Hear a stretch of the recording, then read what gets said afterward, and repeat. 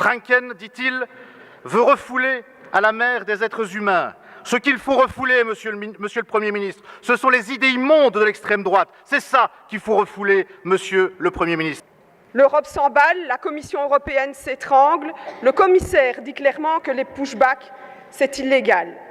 Dans la presse internationale, on nous pointe encore du doigt.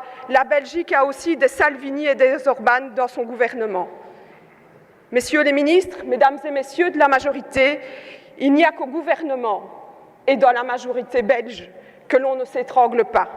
Est-ce que Franken, oui ou non, a encore sa place dans votre gouvernement? C'est ça la question qu'on vous pose, monsieur le Premier ministre. Monsieur le Premier ministre, encore une fois, pas de condamnation.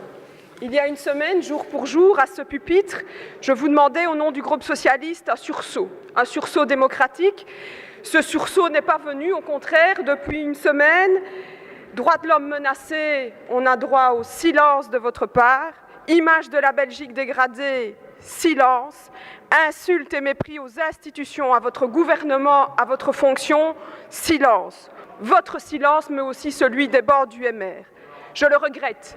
Je le regrette pas pour vous, pas pour moi, je le regrette pour notre pays, je le regrette pour notre état de droit, je le regrette pour notre démocratie. Ce 7 juin 2018, vous avez fait un choix.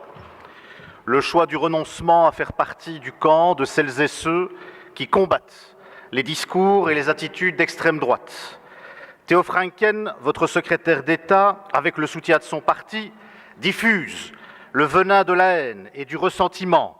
Trop souvent, vous nous disiez, c'est une question de communication, une question de forme.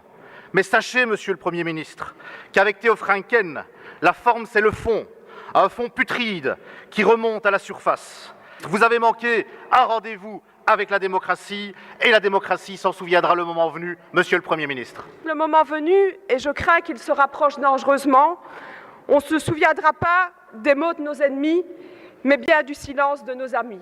Monsieur le Premier ministre, encore une fois, agissez.